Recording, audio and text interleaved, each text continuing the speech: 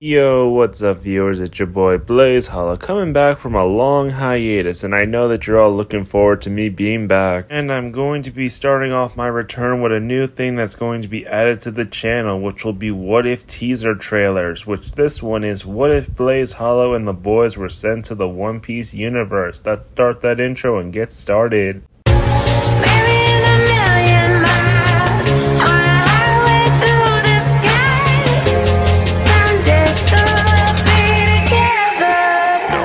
I don't think you can become a hero.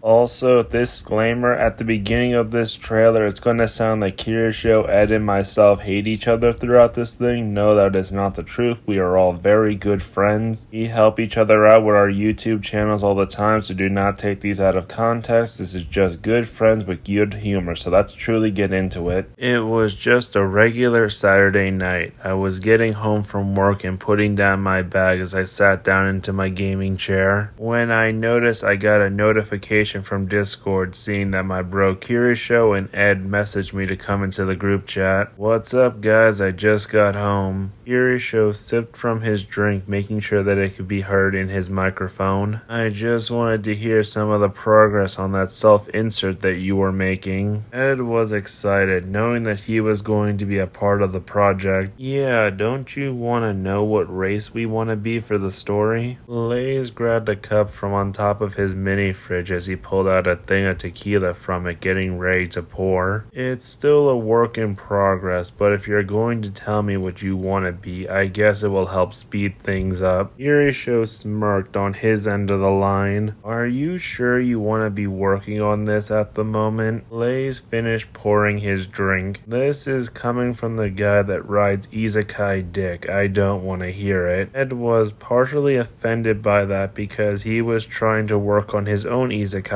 project, and you please not right now. Kirisho was a little bit annoyed, but he knew exactly what to say. At least I finished a series. Do you even know what that feels like? Blaze felt like one of his veins were about to pop out of his forehead. This is coming from the guy that keeps on telling me for the past 3 months that he could have finished 2 of his current projects within 5 episodes, but instead makes new shit because he can't admit to himself that he's given up on those certain projects, so he keeps on dragging his feet. Kirisho was about to have a blood vessel pop out of his forehead for that comment. You know, this is why I drink sometimes. There's so many things I want to say to you for that comment. Ed shouted into his microphone because he didn't want this to be the conversation of the whole night. Stop acting like the both of you don't have flaws. Why don't we stick to a topic and just tell Blaze what race we want our characters to be? Kirisho decided to let it go and take another sip from his drink. Fine, I want to be a mink. That way when the both of you get out of hand, I can just tase you. Ed was thinking about his choice for a few seconds. Oh, I know what I want to be, a fishman. That way I can get all that mermaid pussy. What about you, Blaze? Blaze took a small sip from his tequila. I'm going to be a Lunarian. Ed let out a sigh like he wasn't even surprised. Do you sometimes cut yourself on all that edginess? Because sometimes I feel it. Blaze just shook his head. Shut up, Ed. They're my favorite species. Of course I would want to be them. Now with all this information, I can hopefully finish part 1. All 3 of them got a notification as they picked up their phones. They look on the screen to see a magical circle with the words "have fun" in the center of it. Before anyone could do anything, they were sucked into their phones as they woke up in the middle of a grassy plain. The sound of the ocean could be heard in the distance as a smell of trees and flowers were in the air, as we could see 3 cloaked individuals that were disoriented on the ground. Blaze was the first to get up, not understanding where he was as he sat down on the ground trying to look around. Where am I and what happened? Ed shook his head, feeling like he had a massive migraine. Blaze, what happened? happened to us? As he looks up, he sees a very tan child that looked like he was the age of 10 with white hair. Excuse me, who are you, kid? Blaze looked over and saw a 10-year-old fishman. Holy shit, it can't be. Ed was confused by this child. Do we know each other, kid? Blaze was confused that he was being called a kid, but when he looked at himself, he was shocked. Oh my god, I look like a kid. Then that means Ed, is that really you? Ed's eyes went wide, realizing that this was Blaze. Holy shit, you're a kid. Wait. He then looked himself over. I'm a kid as well? Kirisho groaned on the ground as he was scratching his face. He felt a little bit of pain as he looked at his hand to see that there were claws. Oh my god, I'm a werewolf. Blaze saw the 10-year-old mink as he started to realize and look at himself. He then stood up, overlooking the landscape. No way, we're really here. Kirisho got onto his feet, not understanding what was going on, when he felt something on his back. He moved the cloak and saw that he had 3 tails. I seriously can't believe that I've been turned into a furry. You better have an explanation for this, Blaze. Ed was trying to get Kirisho's attention. You know what this means, right? It's a real thing. Kirisho's eyes went wide when he realized what happened to them. We have been isekai'd.